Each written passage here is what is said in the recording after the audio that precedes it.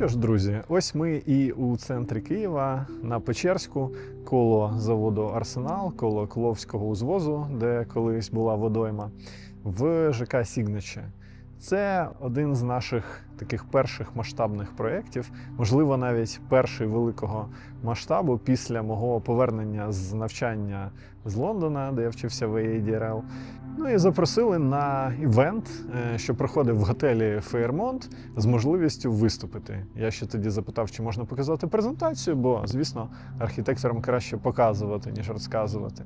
І сказали, що можна, але лімітований цей показ буде 5 хвилинами. Звісно ж, треба було погоджуватись, і я, недовго думаючи, зрозумів, що за 5 хвилин я покажу саме цікаве, що у нас є. Це проєкт NoMed, який я розробляв в ADRL, з сотень тисяч модульних роботів, які колективним інтелектом збираються разом. Це певним чином спрацювало, і от підійшов пан, який запропонував, каже: класні речі робиш, чи не хочеш зробити для нас стилобат житлового комплексу?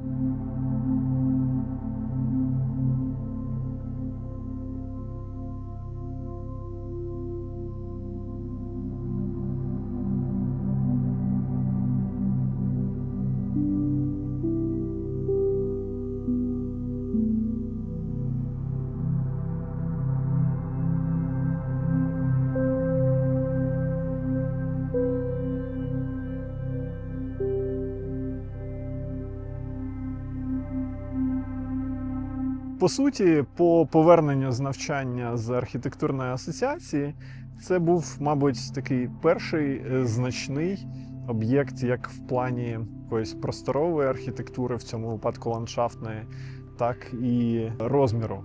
Тобто це 6 тисяч метрів квадратних на стилобаті. Це був перехід, можна сказати, на нову фазу після отримання британських знань. Тим паче це вбачався такий дуже цікавий досвід на даху торгівельного центру поміж 3 житловими баштами. Нам одразу здавалось, що тут можна розкрутити дуже цікаву ландшафтну історію. Та й житловий комплекс був досить цікавим, в хорошому місці, з прекрасними видовими характеристиками.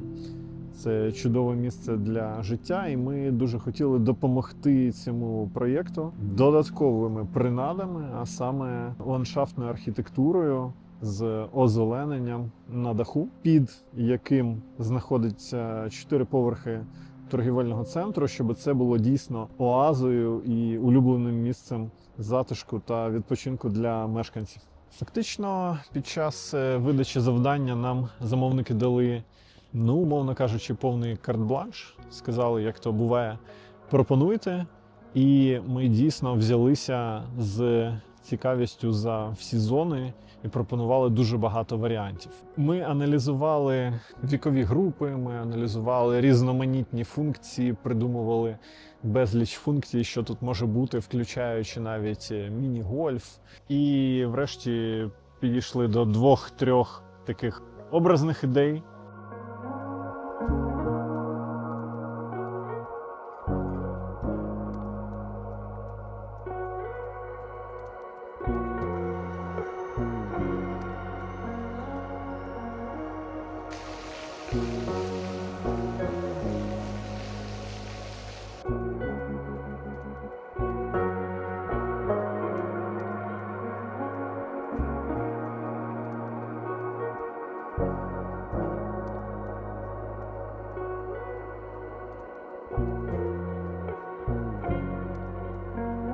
До речі, було це у 2016 році, основне проєктування, і пройшло фактично уже десятиліття. В нашій професії часто так буває, що проєкти і їх реалізація дуже затримуються. Ми могли би знімати реалізацію трошки раніше, але ми чекали якихось дрібниць, основна маса завершена. І незважаючи на те, що проєкт дійсно трошки затягнувся, тут є прекрасний результат, яким ми задоволені. Якщо дивитися на весь стилобат, то з функцій, які врешті були затверджені і реалізувались, були наступні. Спочатку, якщо йти проти годинникової стрілки з півночі, це парковка. Потім йде ставок, де можна помочити ніжки в воді в літній період часу, оточений берізками, деревами, що створюють тінь. Наступною зоною є зона інтерактивних фонтанів. Особливим челенджем було зробити їх в рівень і сховати всі комунікації. Також далі з певним заглибленням між двох менших башт іде дитячий майданчик, який оточений лавами для батьків та можливістю подивитися на вулицю Мечникова. Ну і алея дерев відмежовує дитячу зону від зони сухого фонтану. Після дитячого майданчика і інтерактивного фонтану у нас іде так звана печера зі східної сторони. В печері за задумом відбуватимуться вистави для відвідувачів ресторану. І на горі облаштована ще один оглядовий майданчик. І потім зона арту, яка вже за кільцевою композицією повертає нас до головного входу на півночі. Також основною такою стрижневою, можливо, геометричною ідеєю було обгортання всього двору такою оламаною лінією чи концентричними оламаними лініями, які супроводжують шлях відвідувача чи мешканця.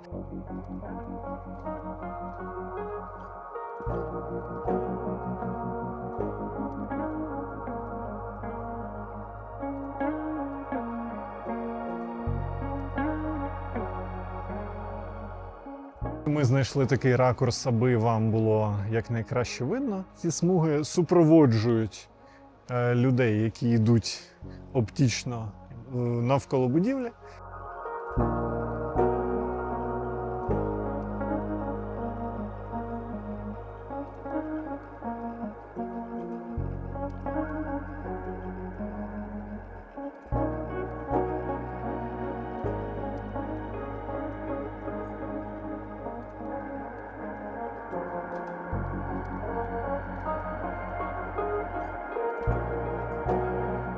Тут ще така цікава історія, особливо для людей, які цікавляться деталями, що мощення мало витримувати пожежну машину, яка має заїжджати на цей столобат. Тобто бронтоліфт вагою близько 60 тонн. І тут досить товстий граніт, товсті гранітні брили, які завтовшки давно було вже, але якщо не помиляюсь, то 8 сантиметрів. Окрім українського граніту, який тут в переважній масі, у вигляді мощення. Тут ще є зона з теж українського лабрадориту, як ви знаєте, з такими синіми чи фіолетовими цікавими вкрапленнями. І вона темна для того, щоб передбачалося, що на ній будуть інтерактивні проекції.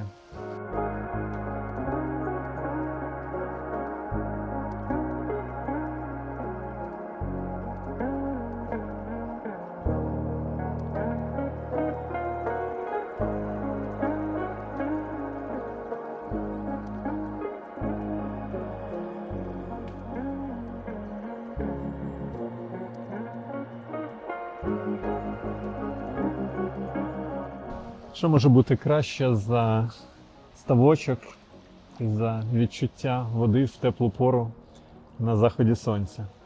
Тут є така водойма неглибока, 10-15 см завглибшки. За оригінальним задумом вона мала бути з лавою, але, в принципі, можна сидіти на цих бортах і насолоджуватися ногами водичкою.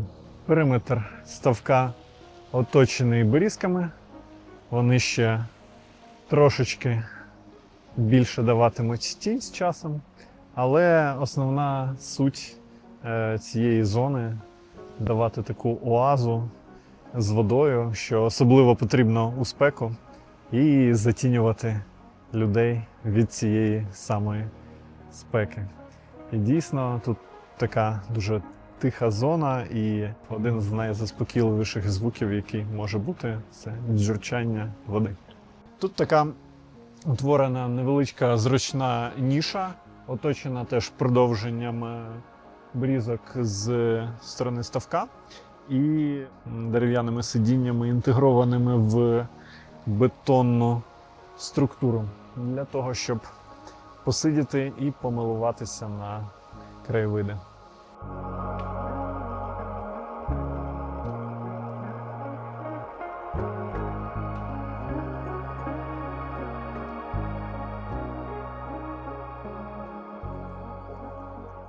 Згадана мною пожежна машина Бронтоліфт ще й мала тут скрізь проїжджати.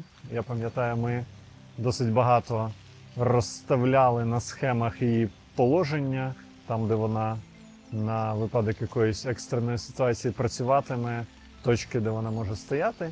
І, звичайно, це обмежувало взагалі, скажімо так, п'ятна рішення навколо башти. Але ми старалися зробити все можливе, щоб і зони максимально виразними були, ну і машина, звісно, що проїжджала. Ми запропонували такі катки для дерев, тому що зелений дах передбачає певну товщу субстрату, а для кущів і дерев вона відповідно збільшується. Тому для дерев потрібні такі підвищення. Що стосується зеленого даху взагалі, то це не просто експлуатований дах, це зелений дах, і ця технологія дуже класна, тому що з усієї води, яка потрапляє сюди, близько третини споживається рослинами. Якраз мембрана зеленого даху затримує воду, яка живить потім рослини капілярним способом. Третина випаровується, і лише третина, яка залишилась, потрапляє в дощову каналізацію. Тобто ми зменшуємо на 2/3 навантаження на інженерні міські системи. В деяких країнах, які пішли далі, наприклад, в Німеччині, податками обкладаються ті, хто зелених дахів не роблять. Якщо ми у землі вкрали шмат землі, то ми його маємо повернути на даху. Ось така от історія, і проти природи не підеш.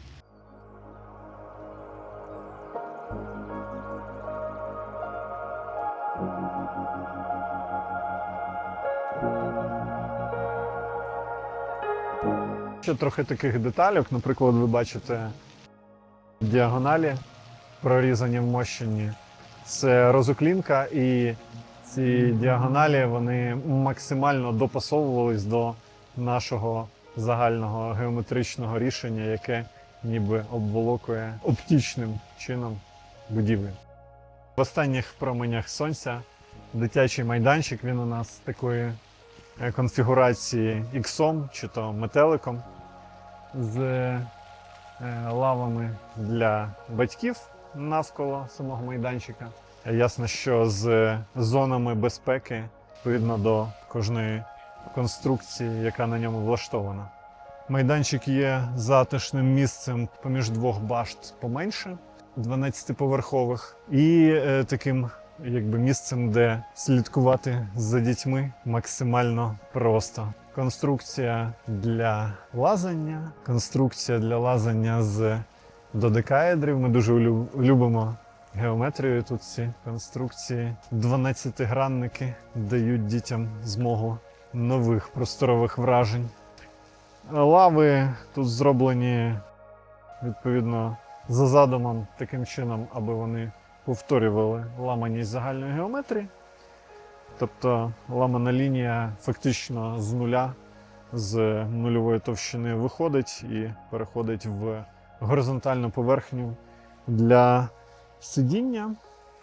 Бачите, лава, ми не хотіли в ній робити ніж, тому у неї передня площина просто похила. На нашу думку, це було і функційно, і мінімалістично водночас.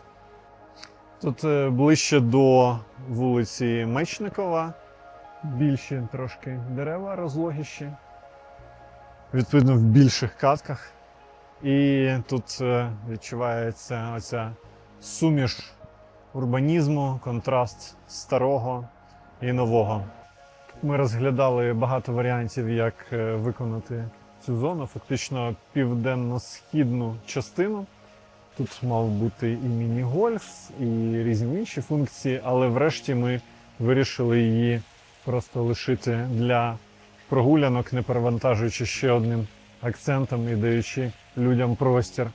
А далі ми бачимо якраз таки зелений дах на накритті над комунікаціями і продовження у вигляді оцієї печери чи то амфітеатру, подієвого майданчику, в якому має щось відбуватися.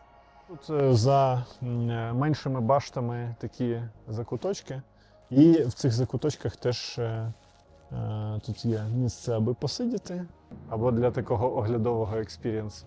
Печера, яку я вже згадував, вона ж подієвий майданчик, на сцені і на сходах якого мають відбуватися вистави, які споглядаються з ресторану, який буде знаходитись тут. Тобто ідея була якраз в цій візуальній взаємній комунікації. А на даху ще один оцей от південно-східний чи східний, скажімо, східний майданчик для панорами. Тут, власне, сходи, на яких можна сидіти і споглядати, що ж відбувається на сцені навпроти, в цьому камерному просторі. Ось тут сходинки 15-сантиметрові, конвенційні, якби ведуть нагору, а далі ми можемо бачити по 45 сантиметрів дві великих сходинки, якраз для того, щоб зручно сидіти в такому якби шелтері мистецькому і споглядати на сцену.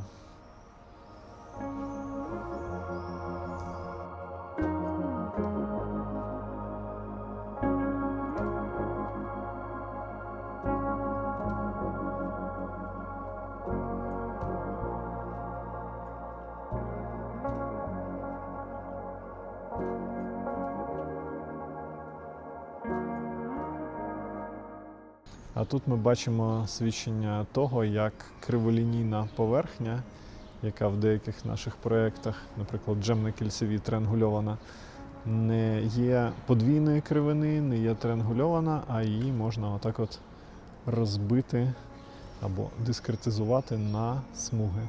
Після озеленення над інженерними комунікаціями ці подієві печери з оглядовим майданчиком, з іншого боку до нас відкривається місце, яке має стати таким арт-функцією, зоною арт-інсталяції. І зона арт-інсталяції завершує петлю, і ми повертаємось, і як кажуть, the beginning is the end, and the end is the beginning. Ми повертаємося у точку, з якої ми починали. Цей проєкт став, мабуть, таким визначним як в плані масштабу. Після нього у нас число і якість проєктів невпинно збільшувалось. Так і, в принципі, засвідчив нас як проєктувальників просторів, не лише об'ємів.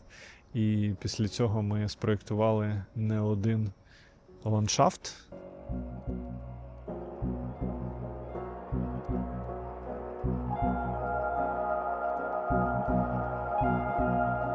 Проєкт навіть потрапив на Архдейлі. Це був третій наш проєкт на Архдейлі у 2017 році. Зараз їх уже 10 чи більше.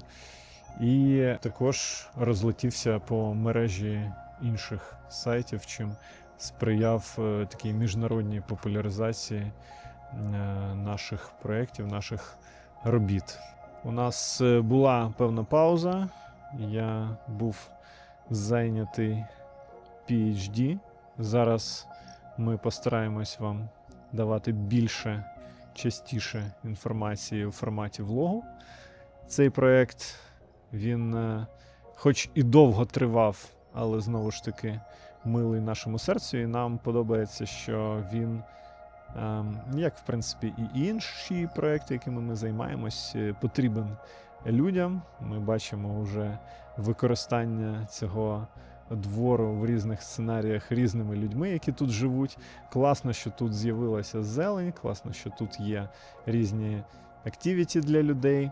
Тому робіть зелені дахи. І, як казав Ле Корбюзьє, хоча, звісно, його можна критикувати за поширення всяких негативних речей з точки зору модернізму, але він казав, що забираючи землю у землі, друге слово землі з великої літери, повертайте її на даху.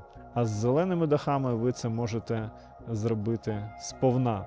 Тож напишіть обов'язково у коментарях, який з проєктів ви хотіли би побачити наступним, про що би нам вам розповісти цікавого. Ну і побачимось!